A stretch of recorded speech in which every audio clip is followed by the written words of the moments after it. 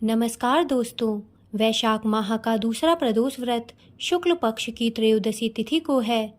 यह व्रत बुधवार के दिन रखा जाएगा, इसलिए इसे बुध प्रदोष व्रत कहा जाएगा। इस दिन बुध प्रदोष व्रत पर सर्वार्थ सिद्धि योग और रवि योग बन रहा है, जिससे ये योग बहुत ही शुभ माना जा रहा है। इन दोनों योगों में पूजा पाठ करने से व्यक्ति की सभी प्रकार की मनोकामनाएं पूर्ण होती हैं। इस दिन शिववास योग भी बन रहा है। तो ऐसे में आइए आज हम आपको अपने चैनल के माध्यम से बुध प्रदोष व्रत के बारे में विस्तार से बताएंगे। साथ ही इस दिन पूजा का शुभ मुहूर्त क्या है, इसके बारे में भी बताएंगे।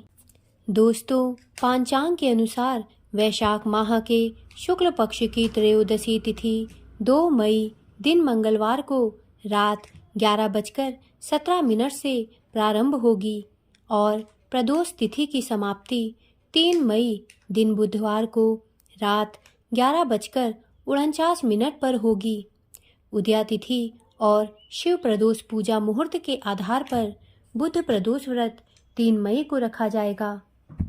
वैशाख का बुध प्रदोष व्रत रवि और सर्वार्थ सिद्धि योग में है। इस दिन सर्वार्थ सिद्धि योग सुबह 5:02 से रात 8:56 तक है। वहीं रवि योग रात 8:56 से अगले दिन 4 मई को सुबह 5:02 तक है। सर्वार्थ सिद्धि योग में किए गए कार्य सफल सिद्ध होते हैं। दोस्तों, 3 मई को बुध प्रदोष व्रत की पूजा का शुभ मुहूर्त शाम 6:12 से रात 8:22 तक है। इस दिन आपको शिव पूजा के लिए 2 घंटे से अधिक का समय प्राप्त होगा। प्रदोष व्रत की पूजा के समय शुभ उत्तम मुहूर्त भी है, जो शाम 7:33 से लेकर रात 8:54 तक है। दोस्तों, बुध प्रदोष वाले दिन शिववास नंदी पर रात 11:49 तक है। जिन लोगों को बुध प्रदोष व्रत के दिन रुद्राभिषेक कराना है, वे सुबह से रुद्राभिषेक करा सकते हैं। पूरा दिन इसके लिए अच्छा है। प्रदोष व्रत की पूजन विधि इस प्रकार है। प्रदोष व्रत से एक दिन पूर्व से तामसिक भोजन का त्याग कर दें। व्रत के लिए शुद्धता को प्राथमिकता दें। प्रदोष व्रत के दिन स्नान आदि से निवृत्त होने के बाद साफ स्वच्छ वस्त्र धारण करें। इसके बाद पूजा स्थल की सफाई कर लें। फिर व्रत एवं शिव पूजन का संकल्प लें तथा सुबह में दैनिक पूजा कर लें। इसके बाद शाम को प्रदोष काल के समय दोबारा स्नान कर साफ स्वच्छ वस्त्र धारण करें तथा शुभ मुहूर्त में भगवान शिव की तस्वीर घर पर स्थापित कर लें या फिर शिव मंदिर में शिवलिंग की पूजा करें। सबसे पहले गंगा जल और गाय के दूध से शिवजी का अभिषेक करें। फिर उनको अक्षत, बेलपत्र, सफ़ेद चंदन, भांग, धतूरा, भस्म, शहद, शक्कर, सफ़ेद फूल, फल आदि ओम नमः शिवाय मंत्र जाप के साथ अर्पित करें। इसके पश्चात शिवजी को धूप, दीप, गंध आदि अर्पित करें। फिर शिव चालीसा और प्रदोष व्रत की कथा का पाठ करें। आप चाहें तो किसी शिव मंत्र का जाप 108 बार कर सकते हैं। पूजा के अंत में भगवान शिव की आरती उतारें तथा भगवान शिव से अपनी मनोकामना व्यक्त करके उनसे क्षमा प्रार्थना कर लें। फिर प्रसाद का वितरण करें। व्रत में दान करने का महत्व होता है, इसलिए आप किसी ब्राह्मण या गरीब को दान की वस्तुएं निकालकर अलग रख दें। सुबह उसे दे दें। दान के बाद अगले दिन प्रातः स्नान और पूजा के बाद पारण करके व्रत को पूरा करें। कुछ लोग व्रत वाले दिन ही रात में पूजा के बाद पारण कर लेते हैं। यदि आपके यहाँ ऐसा है तो वैसे ही करें। शिव मंदिर में पूजा करते हैं तो शिव परिवार के साथ गण नंदी की भी पूजा करें। नंदी भगवान शिव के सबसे प्रिय गण हैं।